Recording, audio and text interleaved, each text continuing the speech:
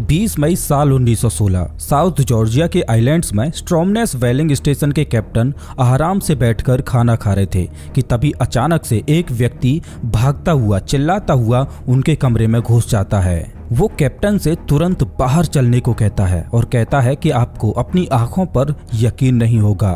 Captain बाहर निकलते हैं और देखते हैं कि उनके सामने 3 व्यक्ति खड़े हैं। वो बहुत ही पतले थे और उनके चेहरे पर बड़ी दाढ़ी उगी हुई थी। ऐसा लग रहा था जैसे वो सालों से नहाए नहीं हैं। उन्होंने उनसे उनका नाम पूछा। बीच में खड़ा व्यक्ति अपना नाम बताता है और कहता है अर्नेस्ट शैकल्टन। कैप्टन 10 सेकंड्स तक कुछ भी नहीं बोलते और उनके चेहरों को देखते रहते हैं। उन्होंने ये नाम आखिरी बार 2 साल पहले नवंबर 1914 में सुना था। अर्नेस्ट शैकल्टन अपने 28 लोगों के क्रू के साथ इसी जगह पर अपनी शिप लेकर आए थे। अर्नेस्ट शैकल्टन ने कहा था कि वो अंटार्कटिका की जमीन को पैदल पार करना चाहता है। कुछ महीनों बाद जब उनके इस क्रू की कोई खबर नहीं आई तो सभी ने मान लिया कि उनकी मौत हो चुकी है। लेकिन 2 साल बाद अर्नेस्ट शैकल्टन अब फिर से कैप्टन के सामने खड़े थे। कैप्टन तुरंत उनसे पूछते हैं कि तुम्हारे बाकी के क्रू मेंबर्स का क्या हुआ।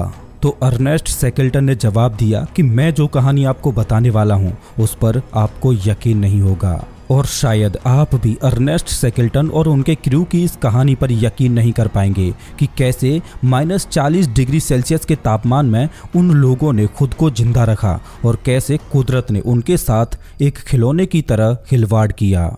नमस्कार दोस्तों, मैं हूँ श्याम तोमर। स्वागत करता हूँ आपका इस वीडियो में। अर्नेस्ट शैकल्टन ने अपने इस खतरनाक मिशन का नाम ट्रांस अंटार्कटिक एक्सपेडिशन रखा। प्लान सिंपल था। एक टीम वेडल सी से होकर अंटार्कटिका में जाएगी और पैदल पूरे अंटार्कटिका को पार करेगी। वहीं दूसरी टीम रॉस सी में उनका इंतजार करेगी। शैकल्टन अनुमान लगा रहे थे कि उन्हें ये काम करने में करीब 3 महीने लग जाएंगे। इस मिशन के लिए उन्होंने एंड्योरेंस नाम की एक शिप को चुना। एंड्योरेंस को इस तरह से बनाया गया था कि वो तूफान, बर्फ, हर चीज को झेल सकती थी। वहीं क्रू मेंबर्स को शैकल्टन ने बहुत ही बारीकी से चुना था। कुछ सेलर्स थे, कुछ मैकेनिक्स तो कुछ डॉक्टर्स। शैकल्टन के लिए सबसे जरूरी चीज ये थी कि उनका क्रू हर प्रेशर सिचुएशन में उनका साथ दे। अगस्त 1914 में वो लोग इंग्लैंड से निकले। ये वो दौर था जब पूरी दुनिया वर्ल्ड वॉर की तैयारी कर रही थी।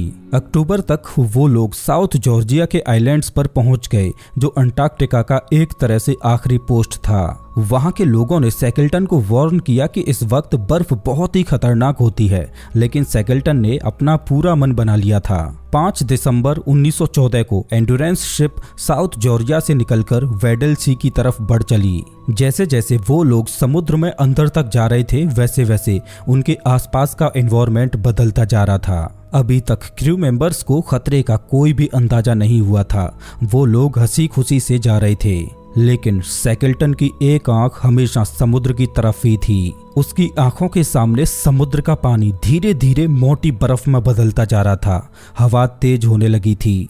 जनवरी तक शिप इतना धीरे चल रही थी कि 1 किलोमीटर जाना भी जंग जीतने के बराबर था। फिर अचानक से एंड्योरेंस शिप समुद्र के बीचों बीच बर्फीले पानी के अंदर रुक गई। पहले तो क्रू के लोग और शैकल्टन उतना नहीं घबराए। वो इस तरह की सिचुएशन के लिए पहले से ही तैयार थे। तुरंत सभी ने अपने अपने कुदाल निकाले और नीचे उतरकर बर्फ को काटना शुरू कर दिया।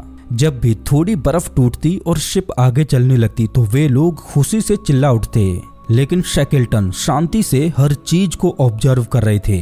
वो जानते थे कि इतनी छोटी सी जीत से कुछ नहीं होने वाला। उनकी मंजिल अभी बहुत दूर है। वो ये भी जानते थे कि हमें कभी भी ऐसा नहीं समझना चाहिए कि हम कुदरत से जीत गए हैं। एंड्योरेंस शिप कुछ इंच मूव करती और फिर दोबारा से समुद्री बर्फीले पानी में फंस जाती। क्रू के लोग अपनी हिम्मत हारते जा रहे थे। सूरज अब ऊपर आने लगा था। आप जानते ही होंगे कि समर के महीने में अंटार्कटिका में रात नहीं होती। वो लोग सूरज के नीचे ही बर्फ तोड़ते और सूरज के नीचे ही सो जाते। उन्हें लगा कि शायद अब बर्फ पिघलने लगेगी। लेकिन फरवरी का महीना खत्म होने आया और वो लोग समझ गए कि उनकी शिप सिर्फ फंसी नहीं है, बल्कि जैसे जेल में बंद हो गई हो। बर्फ की परत और ज्यादा मोटी हो चुकी थी। जिस बर्फ पर वो लोग खड़े थे वो भी एक जगह स्थिर नहीं रहती थी। वो बार बार हिलती रहती थी। आपने देखा होगा कि अंटार्कटिका में बर्फ के बड़े बड़े शीट्स पानी में तैरते रहते हैं। ऐसे ही एक बड़े बर्फ के टुकड़े से टाइटैनिक जहाज टकराया था और डूब गया था। लेकिन जिस बर्फ में शैकल्टन का शिप फंसा था वो धीरे धीरे शिप का कचूमर बना रहा था। जैसे जैसे बर्फ हिलती तो शिप और अंदर धंसती चली जाती और ऊपर से बर्फ उसे मरोड़ती जाती। इसके साथ ही वो लोग धीरे धीरे करके अपनी मंजिल से बहुत दूर फ्लोट करते हुए जा रहे थे। वो बर्फ का बड़ा टुकड़ा उन्हें वेडल सी के और अंदर ले जा रहा था। शैकल्टन ये सब होते हुए अपनी आंखों के सामने देख पा रहे थे, लेकिन वो अपनी क्रू मेंबर्स की हिम्मत को खोना नहीं चाहते थे। उन्होंने उन्हें हर दिन एक रूटीन पर लगा दिया था। वो लोग कुत्तों के साथ खेलते, बर्फ के ऊपर फुटबॉल खेलते और फिर शिप के आसपास की बर्फ को तोड़ने में जुट जाते। अब शैकल्टन ने अपने सपने को टूटते हुए महसूस कर लिया था। वो समझ चुके थे कि अब अंटार्कटिका को पार करना इम्पॉसिबल हो गया है। उनका मिशन शुरू होने से पहले ही खत्म हो चुका था। मार्च तक तापमान बहुत ही कम होने लगा था। हर दिन -20 डिग्री सेल्सियस से -30 डिग्री सेल्सियस तक तापमान रहता। एंड्योरेंस शिप मानो बर्फ की कब्र में जा चुकी थी। उनका खाना भी धीरे धीरे कम होता जा रहा था। अब क्रू मेंबर्स हर दिन पेंगुइन्स और सील्स का शिकार करने के लिए जाते थे। वो लोग उम्मीद कर रहे थे कि शायद वसंत ऋतु तक बर्फ पिघल जाएगी। उन्होंने स्लेजेस बनवाए, लाइफ बोट्स को ठीक करवाया और सारे सप्लाईज को ऑर्गेनाइज करवाया। अब वो लोग अंटार्कटिका से लड़ने की तैयारी में जुट गए थे। अप्रैल का महीना आया और बर्फ के वो शीट्स और वॉयलेंट तरीके से हिलने लगे। बर्फ के क्रैक होने की तेज आवाजें आने लगीं, जैसे मानो तोप के गोले चल रहे हों। और बीच में उनकी एंड्योरेंस शिप फंसी हुई थी। 14 अप्रैल को एक वेव ने एंड्योरेंस शिप के तख्ते को तोड़कर रख दिया। स्टील बोल्ट्स गोली की तरफ बाहर आने लगे और शिप में पानी भरना शुरू हो गया। शैकल्टन ने तब सभी को आवाज दी कि शिप को तुरंत खाली कर दिया जाए। मई तक सूरज पूरी तरह से गायब हो चुका था। क्रू मेंबर्स ने बर्फ के ऊपर ही अपने टेंट्स लगा लिए और उसे द ओशियन कैंप का नाम दिया। उनकी लाइफ बोट्स वहीं पास में रखी हुई थीं। वहां ठंड इतनी ज़्यादा थी कि सभी क्रू मेंबर्स को एक साथ चिपक कर सोना पड़ता था। शिप पर उनके साथ एक फोटोग्राफर भी था जिसने फंसी हुई शिप के फोटोज लिए, जिन्हें आप अभी अपनी स्क्रीन पर देख पा रहे हो। देखते ही देखते अक्टूबर का महीना आ गया और अब वो लोग एक्सप्लोरर्स नहीं बल्कि सर्वाइवर्स बन चुके थे। 9 महीनों से एंड्योरेंस शिप बर्फ में फंसी हुई थी और अभी तक वो लोग करीब 2000 किलोमीटर तक गलत दिशा में फ्लोट कर चुके थे। फाइनली 21 नवंबर 1914 को एंड्योरेंस शिप पूरी तरह से टूट गई। उसके बस कुछ टुकड़े ही बर्फ के ऊपर पड़े थे, बाकी का पूरी शिप समुद्र के अंदर समा गई। क्रू मेंबर्स ने खाना पानी, टूल्स, नेविगेशनल गियर्स, रिकॉर्ड्स, हर चीज को बाहर निकाल लिया था। वो लोग अपनी हिम्मत हार चुके थे, लेकिन इस अंधेरे में अर्नेस्ट शैकल्टन उनके लिए सूरज की किरण की तरह सामने आए। उन्होंने अनाउंस किया कि उनका मिशन यहीं खत्म होता है और अब वो लोग अपने घर की ओर जाएंगे। उनके पास ना तो टेलीफोन था और ना ही कोई रेडियो। वे लोग बर्फ के एक टुकड़े पर फंसे हुए थे जो खुद फ्लोट कर रहा था और उन्हें ना जाने कहां ले जा रहा था। क्रू के लोग सिर्फ इसलिए हिम्मत नहीं हारे थे क्योंकि अर्नेस्ट शैकल्टन हिम्मत नहीं हारे थे। अब चूंकि उनके आसपास की बर्फ जमी हुई थी, इसलिए लाइफ बोट्स में बैठकर भी कहीं नहीं जाया जा सकता था। उन्होंने उस बर्फ के टुकड़े पर ही कैंप लगा लिया था। वो लोग तब तक इंतजार करेंगे जब तक बर्फ टूट नहीं जाती, जिसके बाद वो लोग लाइफ बोट्स में बैठकर अपने घर की तरफ निकल जाएंगे। उन्हें बर्फ में फंसे 1 साल हो चुका था। बाहर के लोगों को पता तक नहीं था कि वो लोग जिंदा भी हैं या नहीं। इस तरह के मौसम में किसी रेस्क्यू शिप के आने का भी कोई सवाल नहीं था। उनके पास 3 लाइफ बोट्स, एक स्लेज जिससे बर्फ पर चला जा सकता है और कुछ पर्सनल आइटम्स और 1 महीने का खाना मौजूद था। शैकल्टन कैलकुलेशंस करते हैं और पता लगाते हैं कि उनसे सबसे करीब का आइलैंड द पोलेट आइलैंड है। हो सकता है कि वहां पर उन्हें कुछ सप्लाईज मिल जाएं जो उन्हें कुछ और महीने जिंदा रख सकें। उन्होंने क्रू से कहा कि सभी लोग 2 पाउंड तक का सामान अपने बैग में उठाएं और बाकी ताकत स्लेज और लाइफ बोट्स को खींचने में लगाएं। जहाज के फोटोग्राफर के पास करीब 400 फोटोग्राफ्स थे, लेकिन 2 पाउंड की लिमिट की वजह से वो अपने साथ सिर्फ 150 फोटोज ही ला पाए और यही फोटोज आगे चलकर दुनिया के सामने सबसे ऐतिहासिक सबूत बन गए। कुछ हफ्तों बाद खाने की कमी की वजह से उनके साथ आए कुत्ते के बच्चों को मरना पड़ता है। हर लाइफ बोट का वजन करीब 1000 किलोग्राम था और इसे खींचना इतना आसान नहीं था और किस्मत भी उनके साथ नहीं थी। अभी तक गर्मी का मौसम आ चुका था और बर्फ की ऊपर की परत सॉफ्ट हो गई थी, जिससे उसके ऊपर चलना मुश्किल होता जा रहा था। कुछ किलोमीटर और आगे चलने के बाद उन्होंने देखा कि सामने पतली बर्फ और पानी आ चुका है।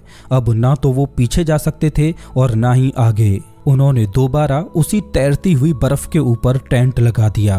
खाने के लिए हर किसी को एक बिस्किट, थोड़ा सा कोको पाउडर और थोड़ा सा कैंड मीट मिलता। उन्हें हर दिन सील्स और पेंगुइन्स का शिकार करने जाना पड़ता। शैकल्टन अक्सर फूड क्वांटिटी के बारे में अपने क्रू से झूठ बोलते ताकि उनका मोटिवेशन बढ़ा सकें। वो जानते थे कि अगर इस सिचुएशन से बाहर निकलना है तो क्रू का मोटिवेशन टॉप पर रखना होगा। लेकिन तभी अचानक 30 मार्च को एक ट्रेजेडी हो जाती है। जिस बर्फ पर उन्होंने कैंप लगाया था, अचानक से उसमें एक तेज क्रैक की आवाज आती है। उनके टेंट टूटने लगते हैं। सभी लोग बाहर की ओर भागते हैं। उनके पैरों तले जमीन हिलने लगती है। कुछ लोग पानी में चले गए थे और ठंड से ठिठुर रहे थे। उन्होंने तुरंत अपने आप को सुखाने के लिए तेज बॉडी मूवमेंट्स करना शुरू कर दिया। किस्मत से किसी की भी मौत नहीं हुई, लेकिन ये उनके लिए एक चेतावनी थी कि उनकी जान कभी भी जा सकती है। अब वो लोग पूरी तरह से बर्फ की शीट पर फंस चुके थे। वो सिर्फ भगवान से प्रार्थना कर सकते थे कि उन्हें जल्द ही जमीन दिख जाए। शैकल्टन ने कैलकुलेशंस लगाई कि आखिर वो कहाँ पर हैं, तो उन्हें पता चलता है कि वो जॉइनविल आइलैंड के पास हैं, यानी कि उनका पुराना डेस्टिनेशन द पोलेट आइलैंड अब पीछे छूट चुका था। जॉइनविल आइलैंड का दिखना कोई अच्छी खबर नहीं थी, क्योंकि वो पेनिनसुला का आखिरी आइलैंड था। वहां जाना यानी पक्के तौर से मौत। अब उनके पास 2 ऑप्शन थे, नॉर्थ में मौजूद क्लेरेंस आइलैंड और एलिफेंट आइलैंड। इसके बाद हजारों किलोमीटर तक खाली समुद्र है, एक ऐसा समुद्र जिसे द ड्रैक्स पासेज कहा जाता है और जहां आज भी सेलर्स जाने से थर थर कांपते हैं। यहाँ 12 मीटर तक के वेव्स उठते हैं और लगभग 20,000 सेलर्स ने यहाँ जान गंवाई है। शैकल्टन जानते थे कि अगर वो इस बर्फ पर फ्लोट करते करते वहां पहुंच गए तो उन्हें कोई नहीं बचा पाएगा। खाने की भी भारी कमी पड़ने लगी थी। जो सड़ा गला मीट उनके पास बचा था उसे कुत्तों को दे दिया गया। पीने के पानी को जमा करने के लिए वो लोग बर्फ को एक कैन में डालते और फिर उसे अपनी जैकेट के अंदर भर लेते ताकि जिस्म की गर्मी से वो पिघल जाए। लेकिन उससे भी इन्हें सिर्फ कुछ घूंट ही पानी मिल पाता। किस्मत से सही समय पर क्रू को सी लॉइंस मिल जाते, जिसमें से उन्हें करीब 100 पाउंड तक का मीट मिल जाता। इसके अलावा कई क्रू मेंबर्स ने अपने कुत्तों को भी मार दिया था ताकि वो लोग बच सकें। 7 अप्रैल 1916 बर्फ पर तैरते तैरते उन्हें क्लेरेंस आइलैंड दिखने लगा था। ये नॉर्थ की ओर करीब 80 किलोमीटर दूर था, लेकिन तभी अचानक ईस्ट की तरफ तेज हवाएं बहने लगती हैं और उनकी तैरती बर्फ क्लेरेंस आइलैंड से दूर जाने लगती है। बर्फ की शीट भी धीरे धीरे छोटी होती जा रही थी और अब इस पर रहना सेफ नहीं था। शैकल्टन ने तुरंत ऑर्डर दिया कि वो लोग अब लाइफ बोट्स में पानी के द्वारा अपनी मंजिल की ओर जाएंगे, लेकिन तभी फिर रास्ते में उन्हें बर्फ की बहुत सारी चट्टानें मिलने लगती हैं। कुछ घंटों बाद वो एक नई बर्फ की शीट पर अपना कैंप लगा लेते हैं, लेकिन तभी अचानक वो बर्फ टूटने लगती है और बीच से 2 हिस्सों में बंट जाती है। उनका कैप्टन अर्नेस्ट शैकल्टन एक साइड में था और बाकी का क्रू दूसरी साइड। वो अपने कैप्टन को तैरते हुए उनसे दूर जाता देखते हैं, लेकिन किस्मत से क्रू हिम्मत नहीं हारता और तुरंत वो अपनी लाइफ बोट्स के जरिए अपने कैप्टन को बचा लेते हैं। इसी बीच हवा की दिशा बार बार बदल रही थी और वो बर्फ का टुकड़ा इधर उधर हिल रहा था। पहले उन्होंने सोचा कि वो क्लेरेंस आइलैंड की ओर जाएंगे, फिर उन्होंने सोचा कि उन्हें जॉर्ज आइलैंड जाना चाहिए, लेकिन फिर अंत में एलिफेंट आइलैंड जाना उन्हें सबसे बेस्ट ऑप्शन लगा, क्योंकि वहां से रेस्क्यू होने के चांसेज सबसे ज्यादा थे।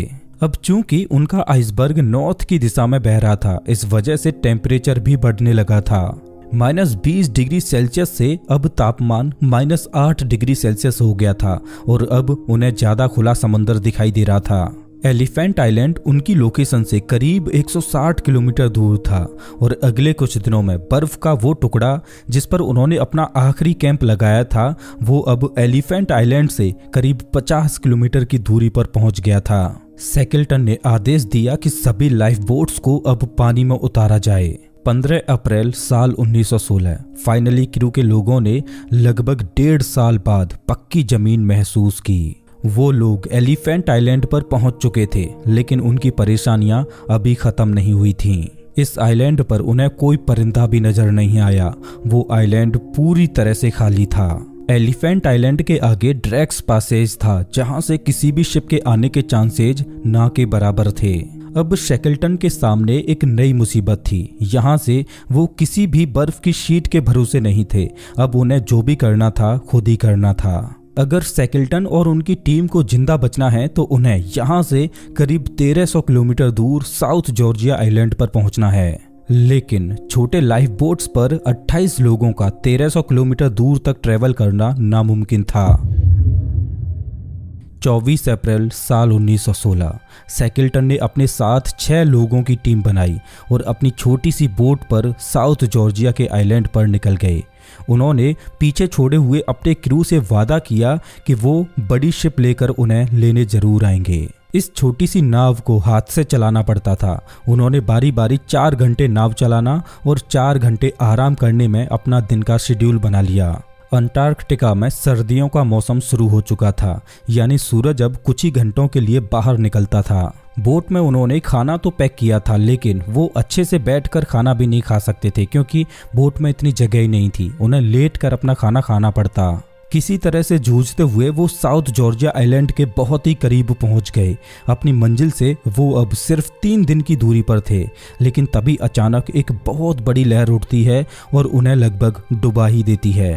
पूरा बोट जोर से हिलने लगता है। कई घंटे बीत जाते हैं। ऐसा लग रहा था कि मानो वो लहरों के बीच जिंदगी भर फंसे रह जाएंगे। लेकिन धीरे धीरे ही सही, पर वो अपनी मंजिल के करीब पहुंचते जा रहे थे। और फाइनली 10 मई 1916 को वो लोग साउथ जॉर्जिया के आइलैंड पर पहुंच जाते हैं। अब यहाँ पर एक परेशानी थी कि साउथ जॉर्जिया का आइलैंड करीब 100 स्क्वायर किलोमीटर का था और जिस जगह पर वो लोग लैंड किए थे वो इंसानी बस्ती से बिल्कुल उल्टी दिशा में थी। अपनी लोकेशन से उस बस्ती तक जाने के लिए उन्हें या तो दोबारा बोट से होकर पूरा घूमकर जाना पड़ता, जिसमें 200 किलोमीटर का ट्रेवल करना पड़ता, या आइलैंड की जमीन से होते हुए सिर्फ 40 किलोमीटर ट्रेवल करके जाना। लेकिन दिक्कत ये थी कि साउथ जॉर्जिया का आइलैंड बड़े बड़े पहाड़ों से घिरा हुआ था। आज तक कोई भी इसे पार नहीं कर पाया था और शैकल्टन के पास तो जरूरी सामान भी नहीं था जिससे वो पहाड़ को पार कर सकें, लेकिन उसके पास और कोई रास्ता भी नहीं था। उन्होंने अपने साथ 3 व्यक्तियों को लिया और तुरंत सामने खड़े पहाड़ पर चढ़ना शुरू कर दिया। किसी तरह से बर्फ में चलते चलते वो चोटी तक पहुंच गए, लेकिन उस पार जब उन्होंने देखा तो वहां पर सिर्फ गहरी खाई थी। वो उस पहाड़ से नीचे उतरे और दोबारा दूसरे पहाड़ पर चढ़कर दूसरी ओर जाने का रास्ता ढूंढने लगे। इस तरह से उन्हें करीब 3 पहाड़ चढ़ने पड़े, लेकिन उन्होंने हार नहीं मानी। फाइनली चौथा पहाड़ चढ़ते हुए जब उन्होंने उस पार देखा तो उन्हें वो इंसानी बस्ती दिख गई। उस जगह का नाम था स्टॉर्मनेस वेलिंग स्टेशन। 2 साल पहले शैकल्टन और उनका क्रू इन्हीं लोगों से मिले थे। 20 मई 1916 को अब वो वहीं दोबारा पहुंच चुके थे। वेलिंग स्टेशन पर मौजूद लोग शैकल्टन और उनके साथियों को देखकर हक्के बक्के रह गए। सबको लगा कि वो लोग अंटार्कटिका में मारे जा चुके हैं, लेकिन शैकल्टन अब उनके सामने खड़े थे। उनकी दाढ़ी बहुत बड़ी हो चुकी थी और पूरा चेहरा काला पड़ चुका था। वेलिंग स्टेशन के कैप्टन ने तुरंत उन्हें कुछ कपड़े और खाने के लिए सामान दिया। इसके बाद शैकल्टन ने तुरंत पहले तो अपने उन 3 साथियों को बचाया जो साउथ जॉर्जिया के आइलैंड के उस पार उनका इंतजार कर रहे थे। इसके बाद उन्होंने दुनिया से दरख्वास्त की कि सब उनकी मदद करें ताकि एलिफेंट आइलैंड पर फंसे उनके 22 क्रू मेंबर्स को बचाया जा सके। उन लोगों को चिली सरकार की ओर से एक बड़ी बोट दी गई जिसे बर्फ को काटकर चलाया जा सकता था। शैकल्टन खुद उस जहाज को चला रहे थे, लेकिन बदकिस्मती से 3 बार उनका जहाज बर्फ में ऐसे फंसा कि उन्हें दोबारा लौटना पड़ गया। लेकिन शैकल्टन ने हार नहीं मानी और एक बार फिर एलिफेंट आइलैंड की ओर निकल पड़े। 30 अगस्त 1916 शैकल्टन फाइनली एलिफेंट आइलैंड पर पहुंच ही जाते हैं और अपनी आंखों के सामने का नज़ारा देखकर दंग रह जाते हैं। उनके क्रू मेंबर्स ने अपनी बोट्स को पलटकर अपने लिए कैंप्स बना लिए थे। शैकल्टन की गैर मौजूदगी में उन्होंने फ्रैंक वाइल्ड नाम के एक आदमी को कैप्टन बना दिया था। वे लोग पेंगुइन्स और सील्स को मारकर अपने लिए खाने की व्यवस्था करते। फ्रैंक वाइल्ड हर दिन सुबह उठकर अपने क्रू मेंबर्स का उत्साह बढ़ाता था और उनसे कहता कि शैकल्टन आ जाने वाले हैं, तैयार हो जाओ। अब वो सब घर जा सकते थे। तो दोस्तों ये थी अर्नेस्ट सैकल्टन और उनके 28 क्रू मेंबर्स की एक जज्बाती कहानी।